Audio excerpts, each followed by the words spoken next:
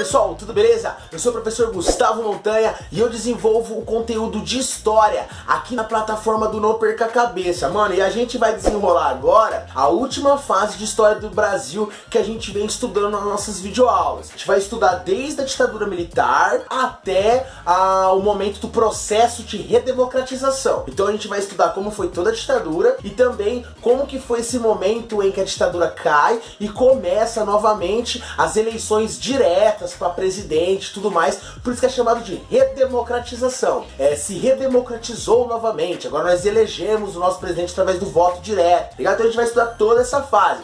Década de 60, 70, 80, 90. Então, meu querido, não perca a cabeça, fica aí fofinho, sentadinho, anotando tudo para que você deite no Enem desse ano. Então, passa a vinheta!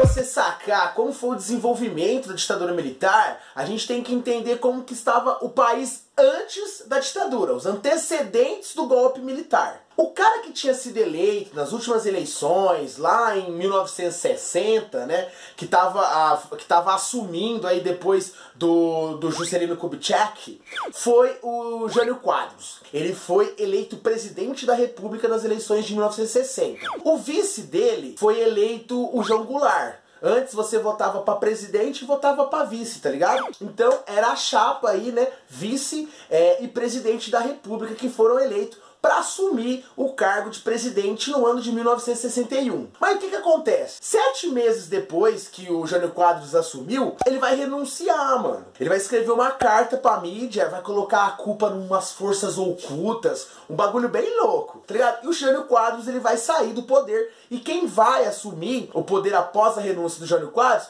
vai ser o João Goulart. Então o João Goulart, ele vai aí assumir a presidência do Brasil. Mano, e o Jango, como ele tinha apelido, né, o João Goulart, o Jango, vou chamar ele de Jango, porque a gente é íntimo, é truta, tá ligado? E aí o Jango, ele vai começar a ter uma série de atitudes, cara, fazer uma série de ações bem de esquerda. O cara vai começar a fazer a abertura das organizações sociais, tá ligado? Estudante, o pessoal de sindicato, ele vai dar maior moral pra esse pessoal. Vai começar a fazer uma série de lances pros trabalhadores. E aí ele fez um comício lá, velho, na Central do Brasil, onde ele anunciou um monte de reforma, tá ligado? Principalmente uma reforma que até na época já era mó sinistra falar, que era a reforma agrária. Então, mano, a galera começou a ficar em choque com o cara, velho. Lembrando que em 1961, ali quando ele assumiu o poder, o mundo tava vivendo a Guerra Fria. Então tinha aquela paranoia, tá ligado? Entre comunismo e capitalismo.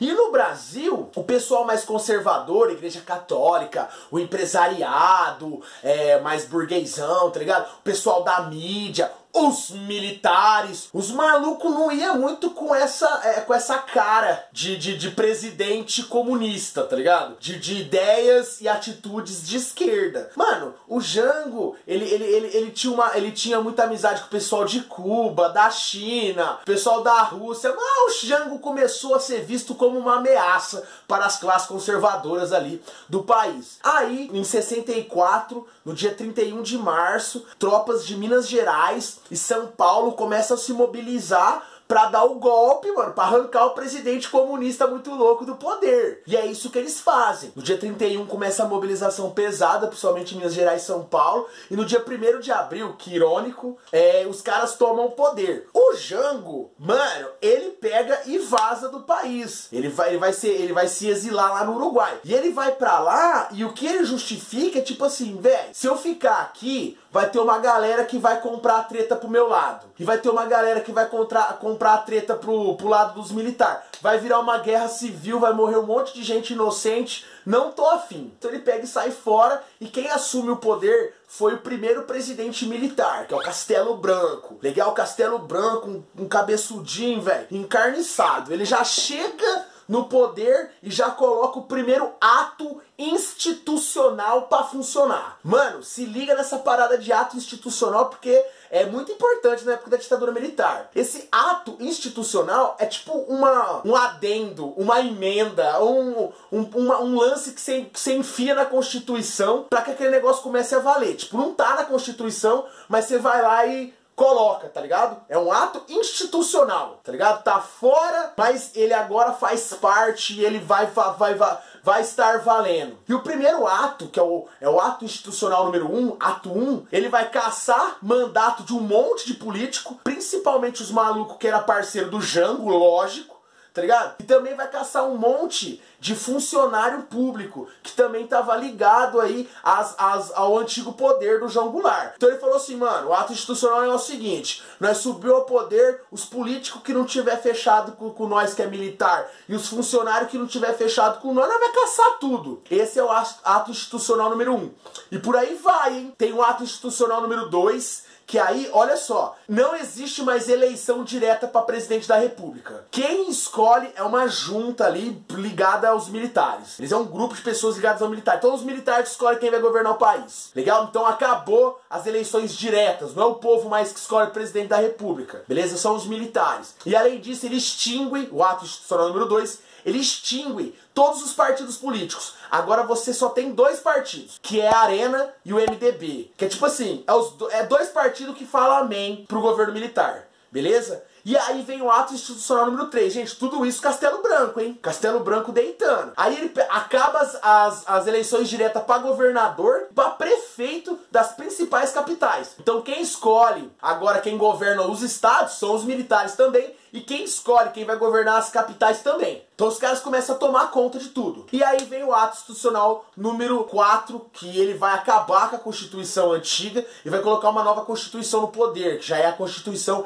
de 1967. Tá ligado? Então os caras agora vão limpar, fazer uma Constituição militar, mano. Beleza? Vão fazer uma Constituição militar. E o ato institucional número 4 vai colocar essa nova Constituição pra funcionar. Uma coisa muito louca, meu, é que a promessa dos militares é que eles iriam ficar ali no poder até acabar a gestão do antigo presidente, né, que era o Jango. Mas na verdade eles vão ficar um tempão aí, mano. Eles vão ficar de 1964 até 85. Então tiveram vários presidentes aí militares que governaram o país nesses 24 anos, né, mano, de poder militar no Brasil. E os presidentes foram os presidentes militares. O primeiro, Castelo Branco, que fez essa caralhada de ato institucional. O Costa Silva, o Médici, o Geisel e o Figueiredo.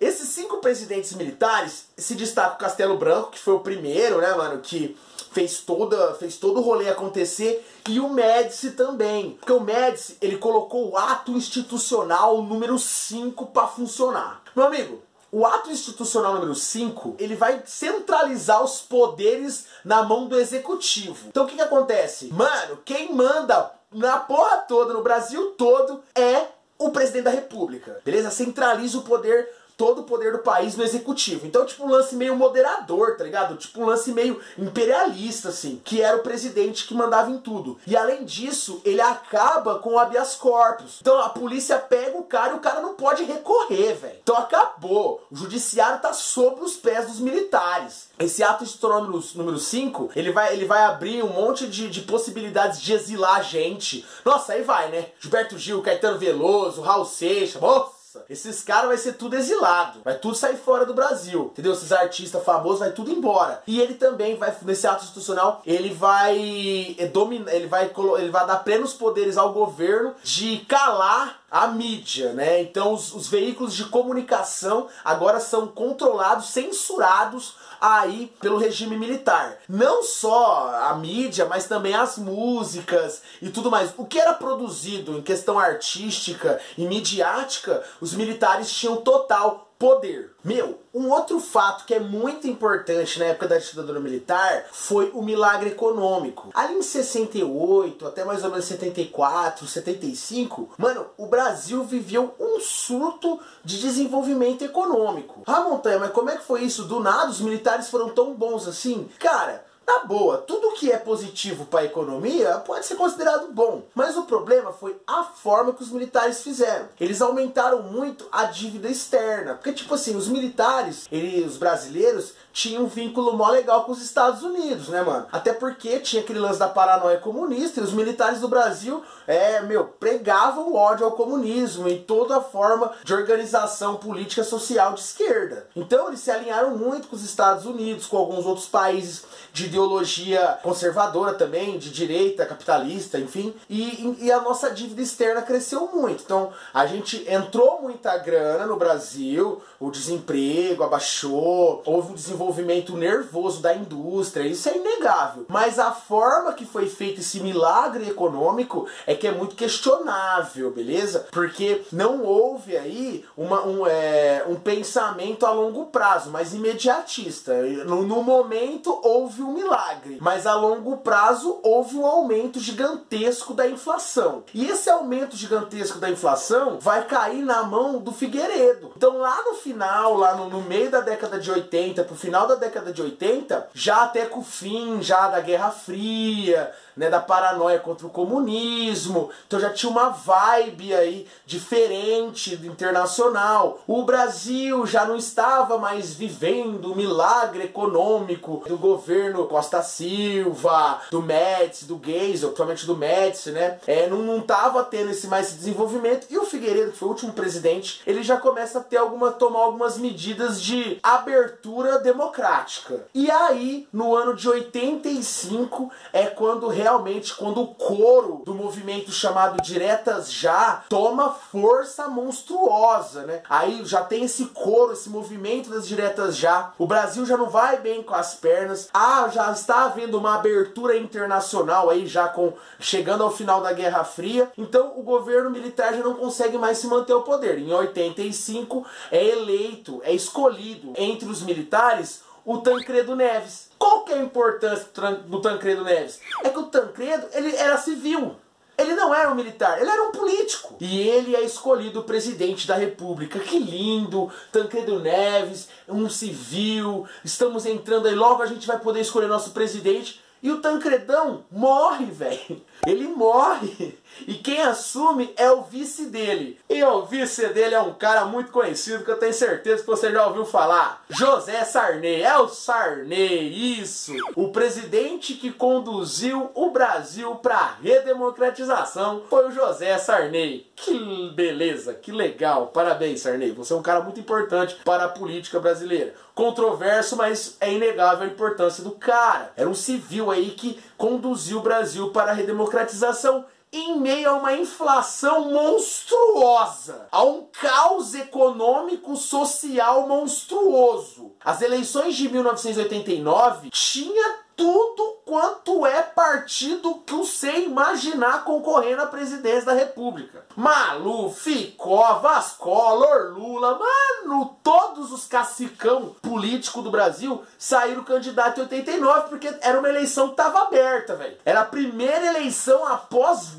mais de 20 anos de ditadura militar. Todo mundo queria lamber. Quem vai para segundo turno? Fernando Collor de Mello versus Luiz Inácio Lula da Silva. Então você pode, mano, muito louco, né? O Lula tá desde 89, ele vai ganhar em 2002. Beleza? Vai estar desde 89 concorrendo a presidente da República. Ele perde, quem assume o poder é o Fernando Collor de Mello. E o Collor, velho, ele vai tentar uma série de planos para poder abafar a inflação. E aí, né, meu, no meio disso aí tudo, rola altos escândalos ligados ao nome do Collor ali, né? Nessa tentativa de abafar a inflação, umas mãozinhas numas poupanças aqui, uma mãozinha na poupança ali, dinheiro da galera que sumiu. O cara ficou extremamente impopular. E ele vai ser o primeiro presidente que vai tomar o impeachment, né, mano? Ele vai ser retirado do poder. Quem assume o governo é o Itamar Franco, que era o vice do Collor. O Itamar Franco, ele assume e ele vai se aproximar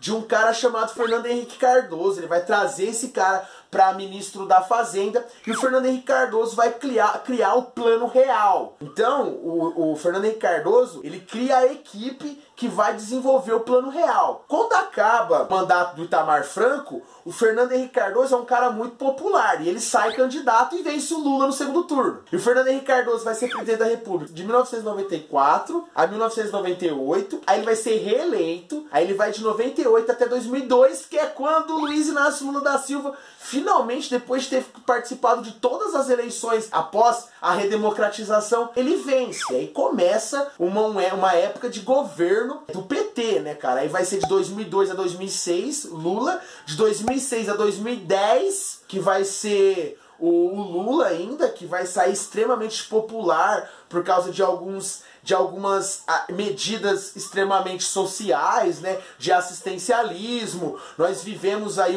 durante o governo do PT um fortalecimento muito grande da moeda, o real, e um mercado externo extremamente aberto por causa que os Estados Unidos estavam em crise, deixou muito dos mercados internacionais abertos. O Brasil, com uma aliança com a China, pegou muito desses mercados. Então a gente viveu uma bonança econômica na época do governo do PT, né, mano? Então o Lula, ele vai surfar nisso daí, vai ficar os 8 anos aí numa bonança econômica muito popular internacionalmente. E aí ele não pode se candidatar pela 3ª vez, ele lança a Dilma. Em 2010 a Dilma é eleita, em 2014 ela é reeleita e depois ela toma o golpe e nós estamos agora vivendo o governo do nosso querido Temer, né? E esperando aí as eleições desse ano.